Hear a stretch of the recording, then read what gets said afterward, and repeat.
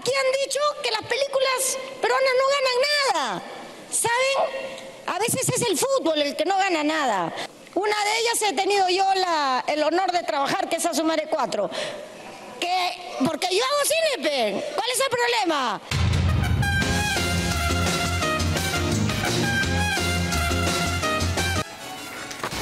Bueno, Susel.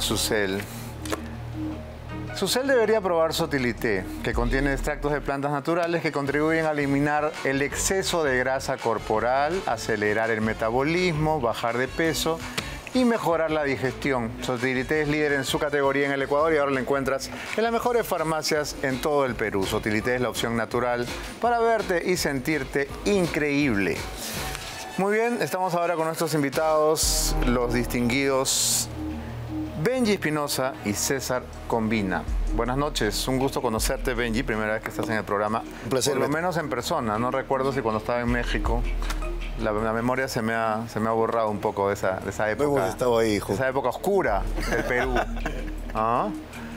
Bien, quisiera comenzar con un comentario de ustedes sobre lo que ocurrió ayer a la salida de la Fiscalía de la Nación con la agresión que sufrió el abogado Humberto Abanto, defensor de Wilfredo Oscorima.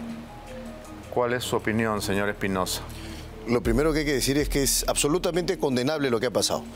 La violencia es el recurso de los incapaces. Yo recuerdo mucho el conjunto de principios de la ONU sobre la función de los abogados. Y es muy clara cuando señala, al abogado se le juzga por cómo defiende, jamás por quién defiende y qué causa patrocina. De manera que la violencia ejercida contra Humberto Abanto es absolutamente censurable, de ninguna manera se puede justificar, en ninguna circunstancia, mucho menos cuando interfiere el libre ejercicio de la abogacía.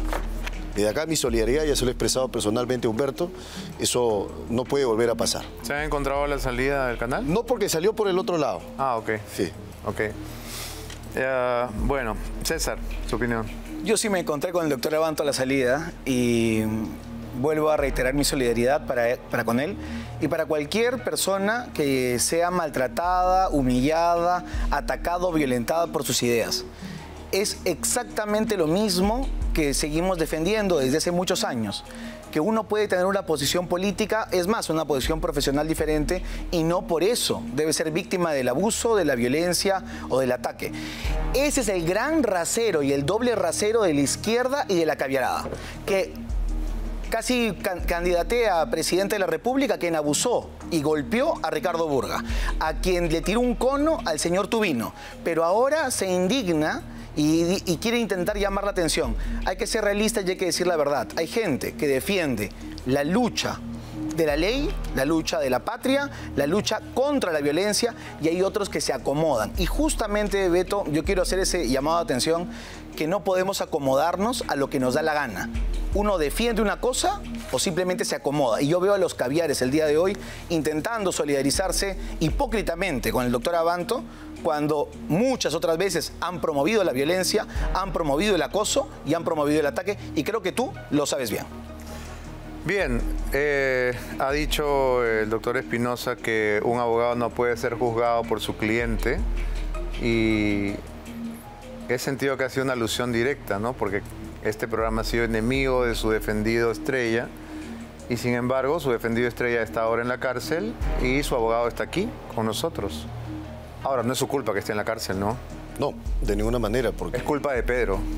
Fue un acto de responsabilidad exclusivamente del expresidente Castillo, y eso motivó el quebrantamiento del orden constitucional, es lo que motivó precisamente mi renuncia de carácter irrevocable. Lo recuerdo. Ya que estamos hablando de caviares y no caviares, vámonos un ratito al Congreso, donde la votación de la moción de censura a la ministra de Cultura se convirtió en una turbamulta. Veamos. Han hablado algunas congresistas que se hacen las grandes conocedoras del sector cultura, ¿no? Yo les recomendaría que regrese en realidad al rubro de la actuación, porque no está para el Congreso. Congresista Cabero, sí. Congresista Cabero, por favor, dejemos los adjetivos. Estamos debatiendo un tema central. Bien, al que le calce el guante, que se lo chante. Un minuto es suficiente para decir que la ignorancia es atrevida.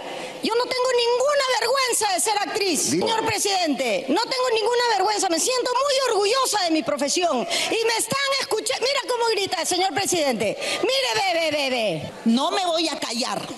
No me callaría porque soy congresista. Lo que les puedo decir es que avergüenza a mucha gente las actitudes que tengan cuando en su gobierno de Pedro Castillo no hicieron nada. Señora congresista, retire usted la palabra, por favor. Voy a retirar mi palabra, señorita Sigrid Bazán. Cara dura, la retiro. Voy a retirarlo con un tono bonito. Retiro la palabra cara dura. Han votado a favor 51 congresistas, en contra 31, abstención 15, más en contra Revilla y Paredes González. Gutiérrez a favor. Señores congresistas, ha sido rechazada la moción de censura a la ministra de Cultura, señora Leslie Carol Urteaga Peña, por no haber alcanzado el número de votos requeridos por... Bueno, la verdad es que ya esto deja de ser gracioso, ¿no? Creo que al desprestigio del Congreso se suma cada uno de estos pequeños incidentes, César, que creo que van a conseguir que o el Congreso, o Dina, o ambos se queden a mitad y no lleguen al 2026, porque ya no se puede caer más bajo. No, para mí es una preocupación, como muchos peruanos, que el debate no sea la gestión de la ministra. Una gestión nefasta que ha dejado a artistas sin pagar, que ha dejado a museos colgando en el aire, que replica la gestión mediocre del gobierno de Pedro Castillo y del gobierno de Martín Vizcarra y de Sagasti, en donde se cayó Cuelap, en donde se bloqueó Machu Picchu y donde pusieron hasta un enfermero como viceministro de Cultura y no un antropólogo o a un historiador. Una vergüenza. El Ministerio de Cultura debería ser el debate. Deberíamos pensar en eliminar ese ministerio y recuperar el Instituto Nacional de Cultura. Lamentablemente, cuando caemos en los adjetivos, le damos el gusto ¿a quién? A Susel Paredes, a Sigrid Bazán, que no tienen la capacidad para debatir argumentos, políticas, presupuestos y hechos. ¿Por qué? Porque defendieron a Lourdes Huanca. Millones de soles salieron del Ministerio de Cultura para financiar a esa delincuente que todavía no da la cara. ¿Defendieron a quién? A Richard Swing. ¿O acaso está preso por el robo sistemático que se hizo en ese ministerio en la época del señor Salvador del Solar? Ese es el verdadero debate. Lamentablemente, cuando caemos en si tú saliste en una película o no, claramente le damos la tribuna a una persona tan impresentable como Susel Paredes, que no puede atribuirse los logros del cine peruano. Susel, tú no le has ganado a nadie. Le han ganado artistas, le han ganado productores, directores que se sacaron el alma y que no fueron de Argolla a caviar. Bien, doctor Espinosa, a propósito del caso Boluarte y Oscorima, ¿cuáles serían las diferencias que usted encuentra entre el allanamiento que se hizo en Palacio con Pedro Castillo y el allanamiento que se ha hecho ahora a propósito de las joyas presidenciales? ¿Se trata de unos fenómenos paralelos o usted encuentra grandes diferencias entre uno y otro? Hay una gran diferencia que es la que establece la ley. El allanamiento procede frente a dos opuestos. O bien porque dentro de un inmueble, en este caso el domicilio de Boluarte, Palacio de Gobierno cuando estaba Castillo, hay una persona que está prófuga y que tiene que ejecutarse una detención en su contra. Caso de Castillo fue Jennifer Paredes, para ubicar a Jennifer Paredes. Y el otro supuesto distinto, que es el caso Boluarte, es para poder encontrar bienes, instrumentos u objetos del delito. Entonces, la gran diferencia sería que mientras el allanamiento de Castillo fue para ubicar a Jennifer Paredes, el allanamiento de Boluarte ha sido para ubicar los relojes Rolex. Bueno, pero en ambos casos, creo que lo que tienen en común, no sé si estás de acuerdo, César, es que se trata de dos allanamientos a Palacio de Gobierno en el mismo gobierno. Así es, el gobierno no ha cambiado. Dina Boluarte y Pedro Castillo son para todo el Perú. El mismo gobierno, estuvieron en la misma fórmula, postularon bajo el mismo manto criminal de Vladimir Cerrón, pero sí hay que entender que ambos han pecado de lo mismo, han pecado de lo que peca todo comunista, de querer robar dinero ajeno. Y para mí, yo entiendo la diferencia con el doctor Espinosa, para mí Pedro Castillo es un criminal, es un ladrón. Y también Dina Boluarte. ¿Por qué? Porque en este programa y en este canal lo denunciamos desde antes del gobierno, de asumir el gobierno, el 29 de julio del 2021. Dijimos claramente que había habido desde el gobierno regional de la región Junín masivos fondos ilegales de campaña donde estaban los dinámicos del centro, donde estaban los galácticos del centro, donde estaba Pinturita, donde estaban tantos otros que están encerrados el día de hoy o prófugos y que donde se había financiado una campaña ilegal para llegar a Palacio de Gobierno.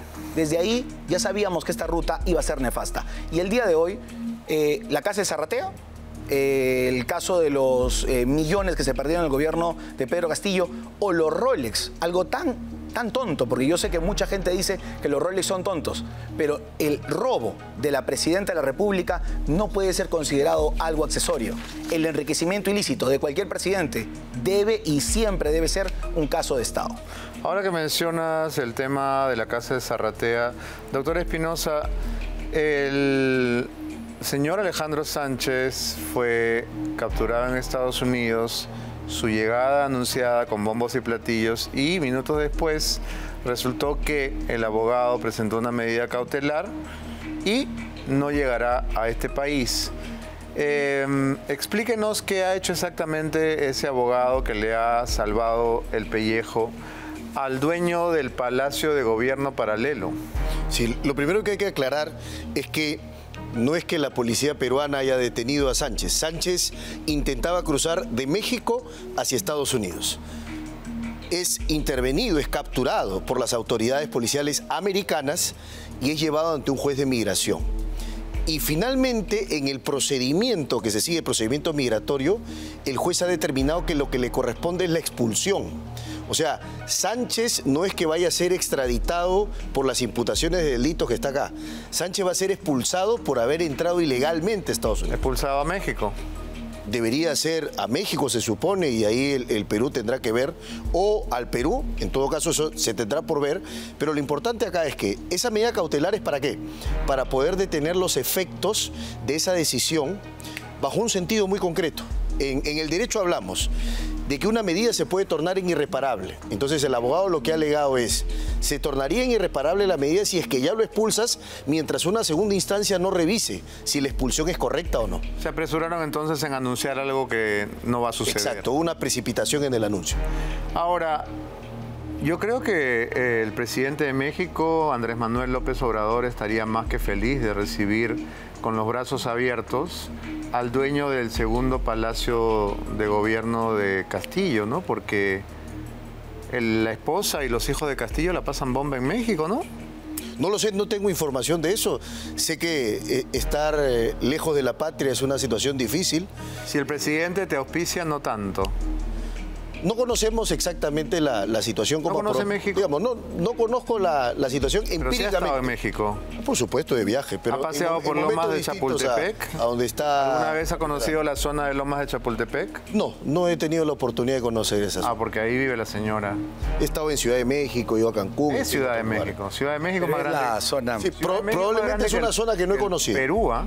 La Ciudad de México es más grande que todo el Perú. Sí. Seguramente, porque tiene 30 millones de habitantes. Es grande, los espacios que he conocido han sido bastante amplios, pero como te digo, no me consta finalmente en qué condiciones están, pero sí es una situación difícil estar lejos de la familia. ¿Y en qué condiciones está Castillo, le consta? Lo visité, Beto, cuando hubo la noticia. Nada, lo llevé nada, siempre se lleva algo. No, es que no necesariamente tienes que llevarle algo. O sea, sí, lo importante era mi presencia. Una persona privada de su libertad, ¿no? Lo importante era mi presencia para poder constatar unos si libros, una persona tan letrada como él. Iba a llevarle mi libro, pero la verdad que hubo un tema de tiempo que no me permitió. Pero nada, ni un chancay, nada. No, lo importante es que fui. Lo importante era mi presencia. Qué económica conversé con él. Su filosofía. Me parece que es un acto más importante la presencia que algún objeto que se pueda. Y realmente la pasa tan mal porque hemos escuchado a Antauro recomendándole que compre unos agentes del INPE, que se consiga un celular, que dirija una revolución desde Barbadillo. Lo que sé es que el presidente no se puede comunicar con su familia. ¿Y por qué? El presidente Castillo, porque... ¿Será porque la familia vive en México, no? Bueno, porque están en México, pero te digo, no debería ser un impedimento. Bueno, los teléfonos monederos del INPE, no, usted no ha estado preso, ni yo tampoco, pero los teléfonos monederos del INPE, como su nombre lo dice, pues funcionan de acuerdo al crédito que uno tiene y de acuerdo a un código que cada reo tiene también. No estoy seguro, supongo que se podrá hacer llamadas internacionales. En ese caso concreto... Pero deben ser un presupuesto aparte. Pues, el expresidente Castillo me dijo que no, pero en todo caso me parece que... ¿No puede llamar a México? Me dijo que hasta ahora no se comunica con su familia, que ha tenido comunicación a través de Jennifer Paredes, esa es la comunicación que tiene, pero no es una comunicación directa, definitivamente.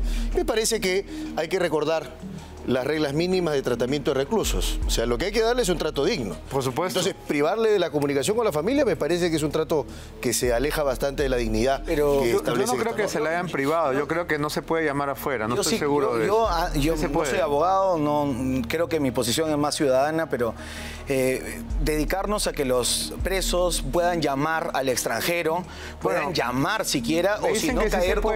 Sí se puede, porque hay una cantidad de presos... No, si no caemos como Antauro Humala, que está pidiendo que se le otorgue celulares a los presos. Entonces, creo que en el caso de Pedro Castillo, el señor está bien recluido y si el señor tuviera la voluntad de su familia de irlo a visitar, lo podría hacer.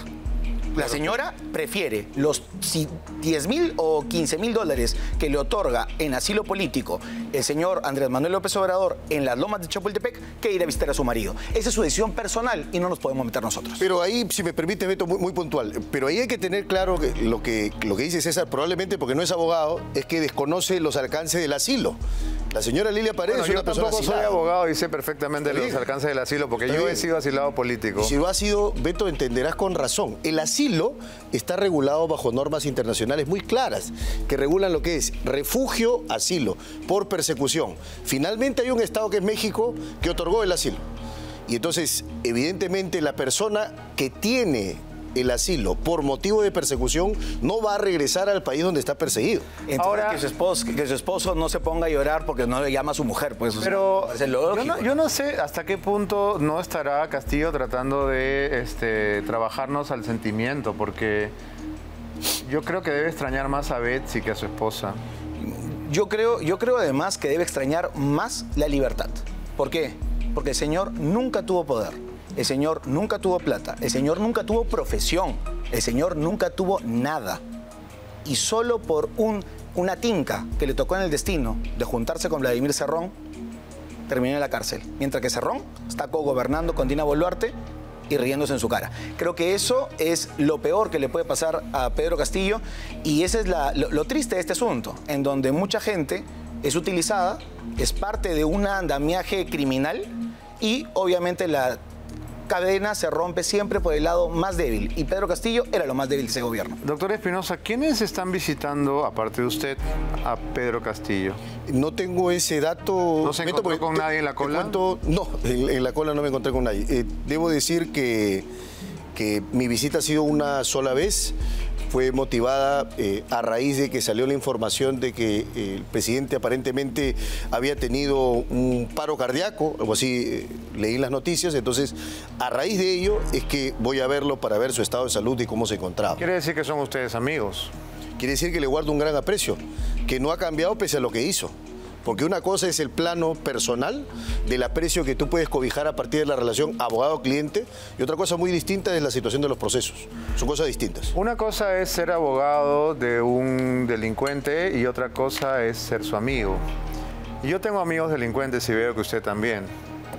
Bueno, sí, seguramente, pero en el caso concreto del expresidente Castillo no se le puede calificar ni de delincuente ni de criminal. Sino de corrupto y de golpista. No, tampoco, porque no hay ninguna sentencia que lo establezca. O sea, a diferencia de ustedes que creo en la presunción de inocencia. El golpe de Estado lo sufrimos todos los peruanos y lo vimos por televisión. ¿Qué más pruebas necesita? Hay algo que se llama proceso. Yo creo que el doctor está hablando como abogado y tiene todo el derecho de hablar como abogado y los ciudadanos tenemos derecho a hablar como ciudadanos. Y para mí, y para el 99% del Perú, Pedro Castillo es un criminal golpista. Entonces, es normal y está bien por el aprecio, por el cariño y además por la relación contractual que usted ha tenido de defenderlo y de representarlo y es más, de apoyar a la presunción de inocencia. Pero cuando usted ese día, en diciembre, vio en cadena nacional que nos daban un golpe de Estado, también es un ciudadano, creo. Y todos lo vimos. Y fuera de lo que todos los patriotas lo hemos acusado, porque yo he sido uno de los que más ha denunciado a ese criminal, fuera de eso, el solo hecho de verlo, de dar un golpe de Estado, creo que nos tiene que llamar a un punto de unidad. Si es su amigo, perfecto, pero es un criminal. Ahora, ¿usted lo volvería a defender, doctor Espinosa? No, mi renuncia es irrevocable. Creo que eso pone en evidencia mi vocación y mi talante democrático. ¿Pero por qué puede ser su amigo y no su abogado? Por supuesto, ser su son amigo, dos cosas distintas. Pero ser su amigo es, digamos que, más cercano que ser su abogado. Porque tener el aprecio de una persona, valorar el aprecio y que actúes en reciprocidad de ese aprecio, no significa necesariamente que vayas a consentir el quebrantamiento del orden constitucional. Yo soy muy claro. Para mí lo que hizo Castillo fue una infracción constitucional. No un golpe lo he dicho además personalmente. No un golpe de Estado. Un intento de golpe de Estado. Finalmente no sé. ¿Cómo un intento? Intento. Por eso es que jurídicamente no hay tentativa de rebelión. Aunque hayan posiciones que digan lo contrario. No hay tentativa de rebelión. Hay actos preparatorios. Oiga, varios periodistas de este canal fuimos denunciados por los abogados de Castillo, no por usted, pero sí por Palacín, Noblecilla y demás hierbas, porque un conductor de este canal dijo que había que sacarlo de Palacio. Entonces, yo creo que sí hay juicios por tentativa de rebelión. Lo que pasa es que estamos frente a esa denuncia fue absurda. Sí, la denuncia, como todas las demás. La denuncia contra Castillo es atípica. Entonces, claro, en ese caso estuvo mal y en el otro caso también. Es que también la persecución penal es atípica. Es que también en democracia es muy atípico que un presidente salga en televisión a decir que cierra la Contraloría, que cierra la Fiscalía, que cierra el Poder Judicial, que nos manda a todos a la casa y que en cualquier momento nos pueden matar. Eso también es muy atípico. Entonces, claramente, el caso de Pedro Castillo va a ser evaluado por los jueces, pero todos los que vimos que nos quería quitar la democracia en un Estado de Derecho, tenemos que llamarlo como lo que es, un criminal golpista. Tenemos que hacer una pausa, pero seguiremos conversando luego de los mensajes. Tu cuerpo necesita generar colágeno y no consumirlo porque cuando lo hace, lo elimina como cualquier otro alimento. Por eso existe Biosil, que reactiva las células de tu organismo para que produzca su propio colágeno de manera natural. Encuentra Biosil en todas las cadenas de farmacias. Ya regresamos.